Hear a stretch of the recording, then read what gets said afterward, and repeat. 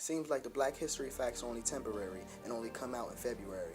And ain't it very scary how we make other black folks our adversary and want to send each other to the cemetery? Is that really necessary?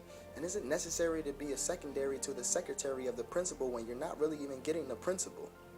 And ain't it crazy how black folks can tell you every nickname and release date of the new Jays, but are always getting into some drama about who's bae, whose side, and who's wifey? Mesmerized by the sight of a 500 LV belt showing under a $5 white tee. I'm ashamed that the only black history we know is a product of Nike. If I asked who was the first African American to touch the stars, the correct answer to come out your mouth would be very unlikely. When you say Black History Month, first thing that probably comes to mind is Martin Luther, Mandela, Malcolm X, Rosa Parks. What if Luther dipped the shooter?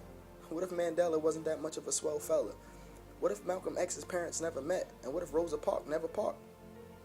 Willie Lynch said that if you divide the slaves by age and shade, you control them for 300 plus years. How about that?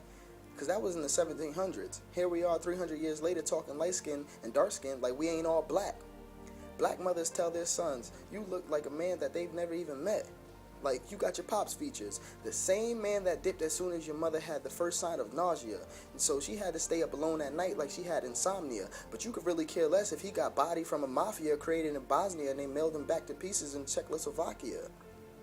Everyone else's perception on a black man is misconstrued. So, can I be excused because I refuse to be accused of being a man that mistreats and abuses the woman that's bruised? I'm not into that kind of mischief. That idea is so twisted and malicious. They always talk, but they never listen to the black parents that had to struggle to keep the child happy come Christmas. Listen, they listen, but do they get it? Because people will play victim of racism and AIDS victims participating in hate missions to cage niggas. People with lame income and a strange sickness that can't name symptoms. This epidemic of people with pathetic genetics that are schizophrenic listen to the friends before they listen to the medics. I don't do this for your entertainment. Do I look like Cedric? I need you to listen. Because people will always want you to do good. People will always want you to do good, but as soon as your good is better than theirs, that becomes too good.